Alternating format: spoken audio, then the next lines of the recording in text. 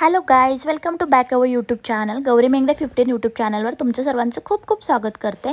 तर आज दुपारपासून ब्लॉग स्टार्ट केला. तसं म्हणायला गेलं तर 4 वाजल्यापासून, कारण दिवसभर दक्षूची तब्येत काय बरी नव्हती, त्यामुळे लक्ष कुठेच लागत नव्हतं. त्याला खूप सारा ताप आला होता आणि खूप ताप आला होता आणि तो सारखा किरकिर करत होता. मग इव्हनिंगच्या टायमिंगला किचनमध्ये आले. थोडंसं दोघांना दुपारी झोपवलं मुद्दामून. मग त्याला कोरा चहा आणि आलं वगैरे दिलं, कारण की त्याला कफ पण खूप झाला होता आणि तो फारच त्रास देत होता, म्हणजे काहीच खायला वगैरे मागत नव्हता. मग म्हटलं चल तुला कोरा चहा बनवून देते. मग इव्हनिंगच्या टायमिंगला किचनमध्ये आले. मस्तपैकी सगळ्यांनीच कोरा चहा घेतला आणि आलं टाकून असलेला. आणि त्यानंतर तुम्ही बघू शकता दक्षला खरंच खूप बरं नव्हतं. अक्षरशः डोळ्यातून पाणी येत होतं आणि ताप खूप सारा होता. मग आम्ही चहा वगैरे घेतला. मग त्याला डॉक्टरकडे घेऊन गेलो. त्याला डॉक्टरकडे जायची खूप भीती वाटते, इंजेक्शनची खूप भीती वाटते, त्यामुळे तो नकोच म्हणत होता. तिथून आलो, त्याला इंजेक्शन वगैरे दिलं डॉक्टरनी आणि औषधं वगैरे दिली. तिथून आल्यानंतर थोडंसं त्यांना खेळायला बिझी केलं की तो थोडंसं विसरून जाईल वगैरे सगळं. मग ते तिघंजणं खेळत बसले आणि मग मी किचनमध्ये आले. किचनमध्ये आल्यानंतर मग म्हटलं चला आता पटापट स्वयंपाक करून घेऊयात, कारण दुपारपासून त्याने काही खाल्लं नव्हतं. परत भूक वगैरे लागली तर परत ओरडत बसेल, म्हणून कुकर लावून घेतला एकीकडे. आणि तुम्हाला माहितीच असेल की मुलं आजारी असल्यानंतर कशाचंच लक्ष लागत नाही, सारखं लक्ष त्यांच्याकडेच असतं. मग काय होत असेल काय नाही, ताप आलाय, त्यांची चिडचिड होते वगैरे, आपली पण चिडचिड होते आणि त्यांचं आजार पण बघून असं नको वाटतं की आजारी पडायला वगैरे. आजारी पडल्यावर आपण स्वतः आजारी पडल्यानंतर किती त्रास आपल्याला होतं, तसंच त्यांना किती डबलनेच होत असेल असं वाटतं. त्याच्या तोंडाला तर चव बिलकुल अशी नव्हती. त्यालाच विचारलं होतं की भाजी काय बनवू, तर तो काय सांगत होता येल्लो बटाटा. तर मला माहिती होतं तो येल्लो बटाटा खाणार नाही. वरणसोबत येल्लो बटाटा थोडंसं स्पायसी त्याला पाहिजे होतं, पण त्याला कळत नव्हतं काय सांगावं. तर मी माझ्या मनानेच भाजी केली, पण ती त्याने मस्तपैकी जेवण केलं. तर इकडे मस्त डाळ भाताचं कुकर लावून घेत आहे मी. आणि तुम्ही भांडी बघत असाल दुपारची, ती काय आवरलीच नव्हती, कारण की सगळं काही लक्ष त्याच्याकडेच होतं. तो फारच रडत होता, म्हणजे त्याला तो कणकणी खूप आली होती.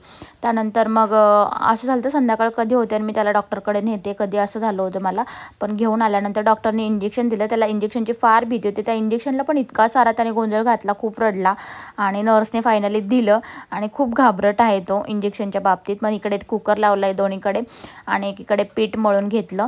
पटापट असं स्वयंपाकाला घेतलं. लक्ष तर कशातच लागत नव्हतं, तरी पण म्हटलं करणं गरजेचं आहे, नाही केलं तर काय मग तसंच राहणार का.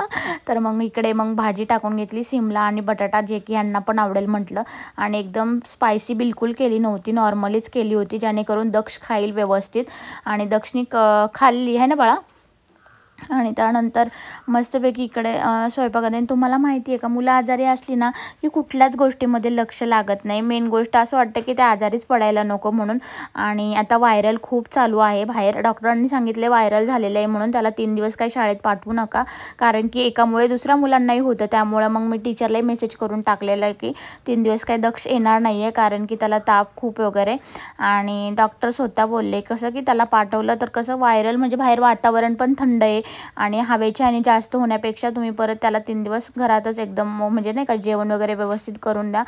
आणि पीठ मळलेलं होतं. पीठ मळून झालं मग इकडे चपाती पण करायला घेतली मी पटकन. आणि त्याचं सुरूच झालं होतं चपाती करता करता, मम्मा भूक लागली म्हणजे तो दिवसभर काहीच खाल्लं नव्हतं. आणि त्यानंतर मग त्याला काय झालं, ते इंजेक्शन दिलं ना, मग त्याला भूक लागायला लागली थोड्या वेळाने.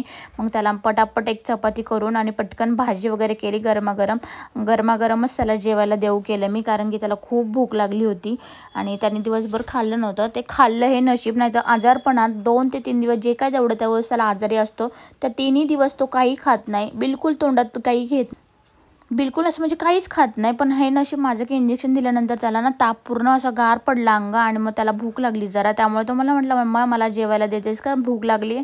तर पटापट एक चपाती शेकून घेतली पटकन. त्याला म्हटलं तुला जेवायला देते बाळा लगेचच. आणि पटापट स्वयंपाक करून घेतला, अजिबात टाईम वेस्ट केला नाही.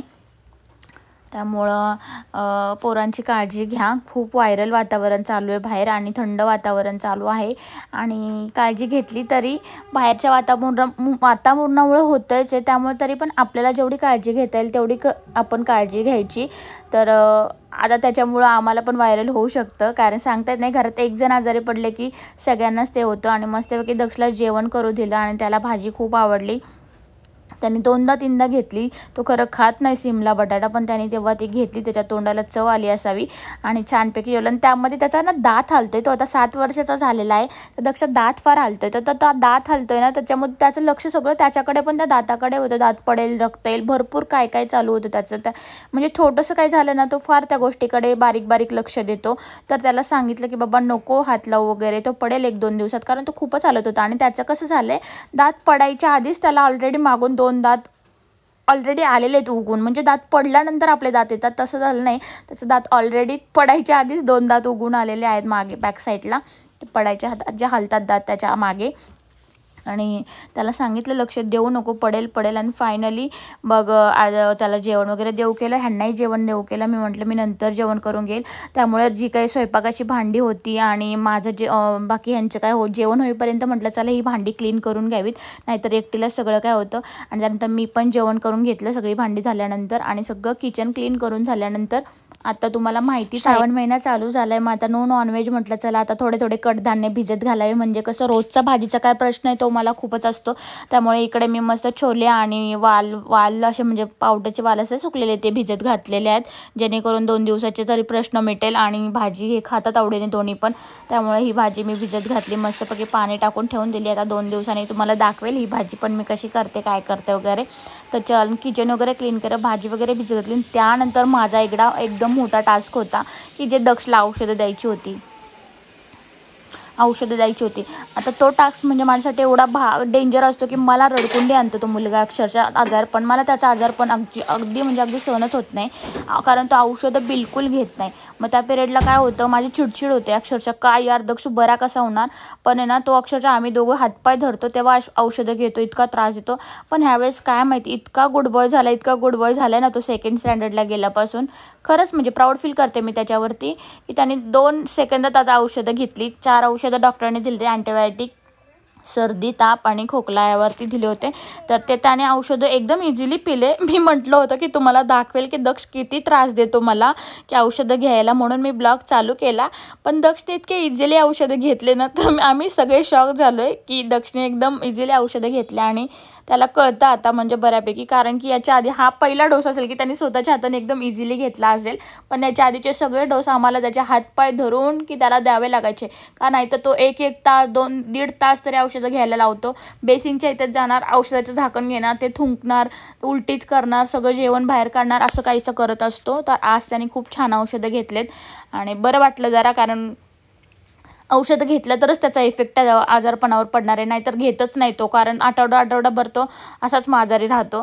मग आज डॉक्टरांना इंजेक्शन देऊन औषधं द्यायला लावली. नाही तर डॉक्टर काय करतात, इंजेक्शन देत नाही, खाली औषधं देतात. त्या औषधाला खूप सारा त्रास देत होतो. तर आता जरा ताप उतरलेला आहे त्याचा बऱ्यापैकी, पण ताप हा 3 दिवस असतोच, त्यामुळे 3 दिवस डोस आम्हाला रेग्युलर करावा लागणार आहे. तर अशा प्रकारे आमचा दिवस होता काहीसा. तर कसे वाटतात ब्लॉग नक्की सांगा. आवडले असेल तर लाईक, शेअर, सबस्क्राईब करा. आणि अजूनही कोणी चॅनलला नवीन असेल तर आपल्या चॅनलला सबस्क्राईब करायला बिलकुल विसरू नका. तर चॅनलला सबस्क्राईब करा, भरपूर सारं तुमचं प्रेम द्या आमच्या फॅमिलीवरती. असेच मी डेली ब्लॉग तुमच्यासाठी काही ना काही नवीन घेऊन येत जाईल. तर चलो कंटिन्यू बाय करा आणि stay tune for next day. Bye.